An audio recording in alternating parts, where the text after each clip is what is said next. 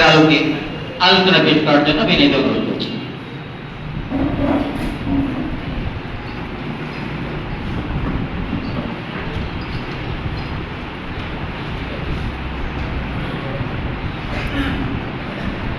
আসসালামু আলাইকুম। হে মুসলিম, তুমি আরেকবার জেগে উঠো। কোরআনের মহিমায়, ইমানের দীপ্ত চেতনায়, উহুদ বদর খন্দকের দামামায়, মক্কার কাবার গেলা, মদিনার সুহাদে, মদিনার দরজা, সুহাদে কারবালা তোমার পথের ঠিকানা। কাপাসিয়ার ঐতিহ্যবাহী সিরাত কমিটি কর্তৃক আয়োজিত আজকে মডেল মসজিদের প্রিয় নবী হযরত মুহাম্মদ সাল্লাল্লাহু আলাইহি সাল্লামের জীবন চরিত্র নিয়ে প্রবন্ধ উপস্থাপনা এবং পরবর্তী আলোচনায় অংশগ্রহণকারী সম্মানিত প্রধান প্রবন্ধ উপস্থাপক বিশিষ্ট গবেষক জনাব আবু মাহফুজ, যিনি ইতিমধ্যেই প্রবন্ধ স্থাপন করেছেন। আজকের অনুষ্ঠানের প্রধান অতিথি ইসলামী বিশ্ববিদ্যালয়ের একবার তুখোর ছাত্র নেতা ডক্টর জাহাঙ্গীর আলম, আজকের অন্যতম আলোচক কাপাসিয়ার জনমানুষের নেতা শাফাউল হক, আজকের অনুষ্ঠানের সম্মানিত সভাপতি কাপাসিয়ার গণমানুষের আরেক উদীয়মান নেতা মাওলানা ফরহাদ হোসেন উল্লাহ সহ উপস্থিত আলোচকবৃন্দ, সুধী মণ্ডলী, বিভিন্ন শ্রেণী পেশার মানুষ, সবাইকে আবারও সালাম জানাচ্ছি। আসসালামু আলাইকুম। খুব অল্প কিছুক্ষণের মধ্যে আমাদের বক্তব্য শেষ করব। আমি প্রবন্ধের আলোকে দুইটি কথা বলতে চাই। সমবেত মুসলিয়ান, সমবেত মুসলিম ভাইরা, আপনারা নিশ্চয়ই অবগত আছেন পৃথিবীর সর্বকালের সর্বশ্রেষ্ঠ মহামানব হযরত মুহাম্মদ সাল্লাল্লাহু আলাইহি সাল্লাম, যিনি আজ থেকে ১৫০০ বছর আগে এই পৃথিবীতে এসেছিলেন। ১৫০০ বছর পরে তার রাষ্ট্রচিন্তা, সমাজ চিন্তা, এই বিষয়টি কতটুকু প্রযোজ্য, এর উপর আমাদের পর্যাপ্ত গবেষণা করা উচিত। ৫৭০ খ্রিস্টাব্দে এই শিশুটি মরুভূমিতে জন্মগ্রহণ করেছিলেন, ধুলাবালিতে খেলেছিলেন, এদিন হয়েছিলেন। তার শিশুকাল থেকে একদিন বড় হয়ে পৃথিবীর নাম করা কোনো ব্যক্তি হবে কিংবা আল্লাহর পেয়ারা বান্দা হবে, সেটা তার শিশুকাল থেকে প্রস্ফুটিত হয়েছিল। সমবেত ভাইরা আমার, আজকের এই প্রবন্ধ উপস্থাপনের মধ্যে সমাজ সংস্কারের কথা বলা হয়েছে। সমাজ কাকে বলে, সংস্কার কাকে বলে?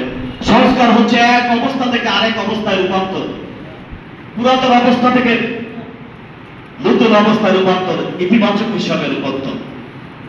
সমাজ হচ্ছে কিছু মানুষের কিছু লক্ষ্য উদ্দেশ্যকে সাধন করে সামনে রেখে কিছু মানুষের সংগঠিত জনসমাজের নাম হচ্ছে সমাজ, যেখানে কিছু লক্ষ্য থাকবে, মানুষ থাকবে, উদ্দেশ্য থাকবে এবং সংঘবদ্ধভাবে বসবাস করতে হবে।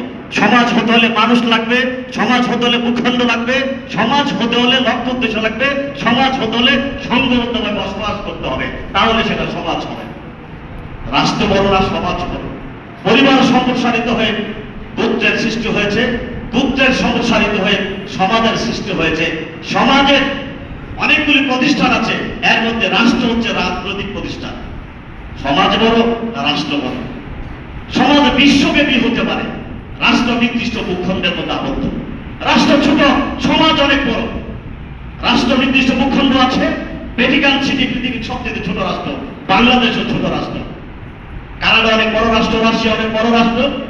কিন্তু মুসলিম সমাজের কথা যখন বলা হবে, সারা পৃথিবীতে মুসলমান আছে। ওলামা সমাজের কথা বলা হবে, সারা পৃথিবীতে ওলামা সমাজ আছে। সাংবাদিক সমাজের কথা বলা হবে, সারা পৃথিবীতে সাংবাদিক সমাজ আছে। কিন্তু বাংলাদেশ যদি বলা হয়, তার নির্দিষ্ট ভূখণ্ড আছে। আইন এবং নৈতিকতার মধ্যে পার্থক্য কি? আইন বড় না নৈতিকতা বড়? আইন এক এক রাষ্ট্রের মধ্যে এক এক ধরনের। আইন হচ্ছে ছোট জিনিস, নৈতিকতা আইনের চেয়ে অনেক বড়। হযরত মুহাম্মদ সাল্লাল্লাহু আলাইহি সাল্লাম আইনের যে মানুষের ভিতরে যে সুপ্ত নৈতিকতা, এই নৈতিকতার সংস্কারের মাধ্যমে পৃথিবী পৃথিবীতে শান্তি প্রতিষ্ঠা করার চেষ্টা করেছে। আমরা পৃথিবীতে আইনের সংস্কারের কথা বলি, কিন্তু আমার ভিতরের যে নৈতিকতা, এই নৈতিকতার সংস্কারের কথা আমরা কিন্তু বলি না। আমাদের নৈতিকতার সংস্কারের মাধ্যমে একটি আদর্শ সমাজ প্রতিষ্ঠা করার চেষ্টা করেছেন তিনি আজীবন। সম্মানিত উপস্থিতি, মহানবী সাল্লাল্লাহু আলাইহি ওয়াসাল্লাম পৃথিবীর ইতিহাসে জাতি রাষ্ট্র প্রতিষ্ঠা করেছেন। আধুনিক জাতি রাষ্ট্রের প্রতিষ্ঠাতা বলা হয় মেকিয়াভেলিকে, আধুনিক কূটনীতির জনক। তিনি বলেছিলেন ধর্ম এবং রাষ্ট্র আলাদা থাকবে, ধর্ম রাজনীতি আলাদা থাকবে, তবে রাষ্ট্রের ঐক্যের জন্য শাসককে ধার্মিকের ভান ধরতে হবে, শাসক হবে সিংহের মতো বলবান। তাকে বলা হয় আধুনিক জাতি রাষ্ট্রের প্রতিষ্ঠাতা। আজ থেকে ১৫০০ বছর আগে মহানবী সাল্লাল্লাহু আলাইহি ওয়াসাল্লাম ওই মক্কা মদিনাতে বিভিন্ন গোত্রে বিভক্ত মানুষকে একমাত্র পৃথিবীর ইতিহাসে তিনি ঐক্যবদ্ধ হয়ে একটি জাতি রাষ্ট্র প্রতিষ্ঠা করেছিলেন, তার নাম মদিনা রাষ্ট্র। এর আগে পৃথিবীতে বিভিন্ন গোত্রকে একত্রিত করে পৃথিবীর ইতিহাসে কোন নবী রাসূল জাতি রাষ্ট্র প্রতিষ্ঠা করতে পারেন না। আব্রাহাম লিঙ্কনকে বলা হয় গণতন্ত্রের জনক। ডেমোক্রেসি যে government of the people, by the people and for the people. কিন্তু এই গণতন্ত্রের প্রবর্তক হচ্ছেন হযরত মুহাম্মদ সাল্লাল্লাহু আলাইহি ওয়াসাল্লাম, যেখানে গণতন্ত্রের মানুষের অধিকারের কথা বলা আছে, সাম্যের কথা বলা আছে, বাক স্বাধীনতার কথা বলা আছে, সম্পদের ন্যায্য বন্টনের কথা বলা আছে। এই যে গণতান্ত্রিক ব্যবস্থা, এই গণতান্ত্রিক ব্যবস্থা আধুনিক রাষ্ট্রবিজ্ঞানীরা কিন্তু মহানবী সাল্লাল্লাহু আলাইহি ওয়াসাল্লামের কাছ থেকে ধার করেছেন। আপনারা জানেন ব্রিটেনের দুইটা আইনসভা, একটা কেন্দ্রীয় আইন পরিষদ, একটা স্থানীয় আইন পরিষদ। একটা নাম হচ্ছে লোকসভা, আরেকটা হচ্ছে কমন সভা। কমন সভা হচ্ছে মজলিসে খাস, মজলিসে আম কমন সভা, মজলিসে আম। আর লোকসভা হচ্ছে মজলিসে খাস। বিশেষ সাহাবীদের নিয়ে তিনি মজলিসে খাস প্রতিষ্ঠা করেছিলেন এবং সকল সাহাবীদের নিয়ে মজলিসে আম প্রতিষ্ঠা করেছিলেন। এই যে ব্রিটেনের পার্লামেন্টের নাম লোকসভা, পার্লামেন্টের নাম কমন সভা। কমন সভা মানে মজলিসে খাস আম, সকলের সাথে। এইটি আধুনিক পার্লামেন্টারি সিস্টেম হযরত মুহাম্মদ সাল্লাল্লাহু আলাইহি ওয়াসাল্লামের কাছ থেকে দিয়েছে। পৃথিবীর ইতিহাসে সর্বপ্রথম লিখিত সংবিধান যদি বলা হয়, এই লিখিত সংবিধান কে করেছে? রাষ্ট্র প্রতিষ্ঠার জন্য একটা কনস্টিটিউশন দরকার, সংবিধান দরকার। কিন্তু হযরত মুহাম্মদ সাল্লাল্লাহু আলাইহি ওয়াসাল্লাম মদিনাতে গিয়ে যে মদিনা সনদ করেছেন, এই মদিনা সনদ হচ্ছে পৃথিবীর ইতিহাসের প্রথম সংবিধান, যার ধারা ছিল, উপধারা ছিল ৪৭। এর মধ্যে একটি অন্যতম ধারা ছিল সম্ভবত ৪ নম্বর ধারা, সেটা হচ্ছে মদিনার যত গোত্রের মানুষ আছে সকল মানুষ মুসলিমের পক্ষে অবস্থান নেবে এবং যারা নিপীড়ন নির্যাতন করবে তাদের বিপক্ষে অবস্থান নেবে। অতএব মুসলিমের পক্ষে এবং নিপীড়িত মানুষের পক্ষে কথা বলার জন্য মহানবী সাল্লাল্লাহু আলাইহি ওয়াসাল্লাম বলেছেন। আজকে শ্রমিকদের কথা বলেন, পহেলা মে বিশ্ব শ্রমিক দিবস আজকে মানুষ পালিত হয়। এই শ্রমিকদের অধিকার মহানবী সাল্লাল্লাহু আলাইহি ওয়াসাল্লাম দিয়েছেন। আগে আইনে জাহেলিয়াতের যুগে সূর্য ওঠার পর থেকে সূর্যাস্ত যাওয়া পর্যন্ত মানুষকে কাজ করতে হয়েছে, কিন্তু মহানবী সাল্লাল্লাহু আলাইহি ওয়াসাল্লাম বলেছেন না, এইভাবে কাজ হবে না। শ্রমিকের তার শারীরিক অবস্থা বিবেচনা করে সে কাজ করতে হবে। শ্রমিকের কান শুকানোর আগে তার পাওনা পরিশোধ করতে হবে। আজকাল যারা শ্রমজীবী মানুষের অধিকার আন্দোলনের জন্য আন্দোলন করছেন, এই আন্দোলনটা হযরত মুহাম্মদ সাল্লাল্লাহু আলাইহি ওয়াসাল্লাম অনেক আগেই করেছেন। অতএব শ্রমিকদের অধিকার, নারীদের অধিকার, আজকে ইহুদি বলেন, খ্রিস্টান বলেন, জৈন বলেন, হিন্দু বলেন, পৃথিবীর ইতিহাসে পুরো ধর্মেই নারীদের প্রকৃত স্বাধীনতা দিতে পারেনি, এটা হযরত মুহাম্মদ সাল্লাল্লাহু আলাইহি ওয়াসাল্লাম দিয়েছেন। ইবনে খালদুন বলেছেন উত্থান হবে, বিকাশ হবে, চূড়ান্ত বিকাশ হবে, তারপরেই পতন। বলেছেন রাজতন্ত্র ১০০ বছর বেশি থাকে না। আর পৃথিবীতে আসবে প্রথম রাজতন্ত্র, তারপরে আসবে স্বৈরতন্ত্র, স্বৈরতন্ত্রের পতনের পরে আসবে ইসলামের সোনালী যুগ। অতএব পৃথিবীতে রাজতন্ত্র বিদায় হয়েছে, বর্তমানে পৃথিবীতে স্বৈরতন্ত্র চলছে। এই স্বৈরতন্ত্রের বিদায়ের পরেই আসবে ইসলামের সোনালী যুগ। এই দেশে ইবনে খালদুন একটি সবচেয়ে বড় সমাজ বিজ্ঞানী। আপনাকে যদি বলা হয় আধুনিক কূটনীতির জনককে, হয়তো অনেকে বলবে আধুনিক কূটনীতির জনক, আধুনিক পররাষ্ট্রনীতির জনকের কথা অনেকে বলা হবে, কিন্তু হযরত মুহাম্মদ সাল্লাল্লাহু আলাইহি ওয়াসাল্লাম আধুনিক কূটনীতির জনক। তিনি কিন্তু বিভিন্ন রাষ্ট্রপ্রধানের কাছে অনেক চিঠি লিখেছেন কূটনীতির জন্য। সম্ভবত মুসলিয়ান আজকে মহানবী সাল্লাল্লাহু আলাইহি ওয়াসাল্লামের উপর বিভিন্ন গবেষণা করা দরকার। আধুনিক শিক্ষা ব্যবস্থা থেকে শুরু করে সব ব্যবস্থায় তিনি অবদান রেখেছেন। মহানবী সাল্লাল্লাহু আলাইহি ওয়াসাল্লাম বদরের যুদ্ধের পরে মুসলমানদের হাতে 70 জন কাফের গ্রেফতার হয়েছিল।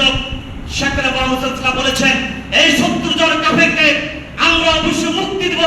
তিনি মুক্তির বিনিময়ে শিক্ষা ব্যবস্থা চালু করেছিলেন।